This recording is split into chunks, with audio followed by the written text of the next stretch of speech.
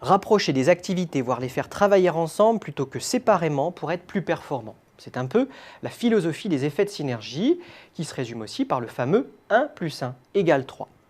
En termes plus académiques, l'effet de synergie peut être défini comme le surcroît d'efficience ou d'efficacité qui est provoqué par la collaboration entre deux entités économiques.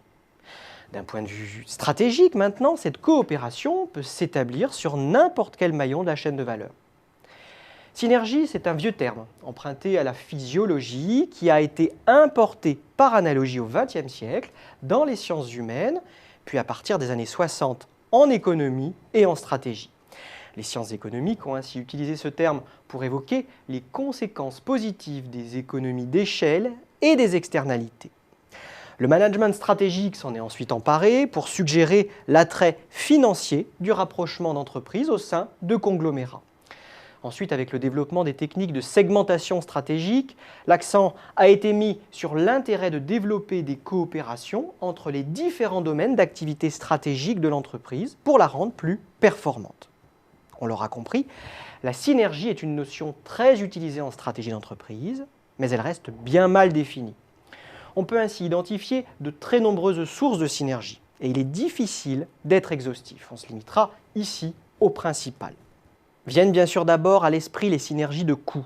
La collaboration entre deux activités peut permettre une suppression des redondances dans l'utilisation des ressources, mais aussi provoquer des économies d'échelle, voire des effets d'expérience et de partager des coûts. Sur ce dernier point, citons la mise en commun d'un effort de recherche-développement, l'utilisation d'une marque ombrelle ou la mise en commun des maillons transversaux de la chaîne de valeur, comme les services administratifs et financiers. Les synergies de coûts sont bien entendu particulièrement sensibles lorsque l'on rapproche des activités où les coûts fixes sont importants.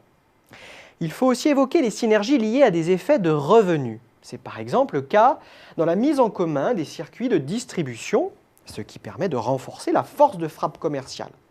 Citons également le rapprochement de deux entreprises complémentaires du point de vue de l'implantation internationale, ce qui va renforcer le maillage géographique et accroître les revenus de la firme en partageant les coûts.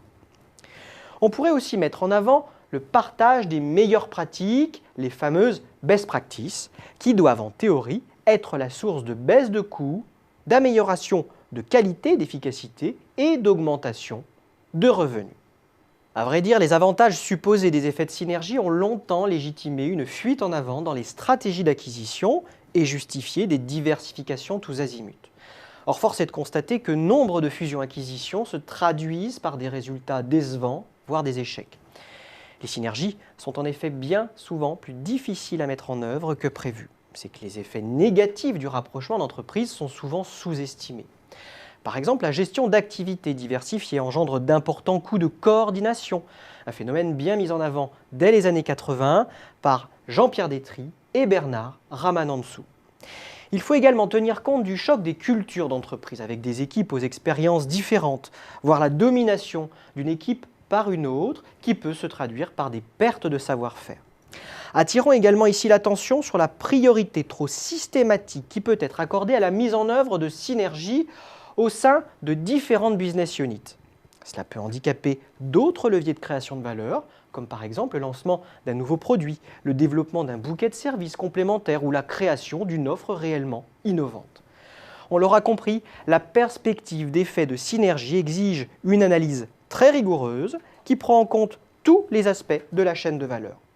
Mais si les effets bénéfiques de la coopération sont bien analysés par le courant de l'économie industrielle et de la théorie des jeux, parler de synergie stratégique sert bien trop souvent à légitimer une communication corporate à vocation essentiellement financière.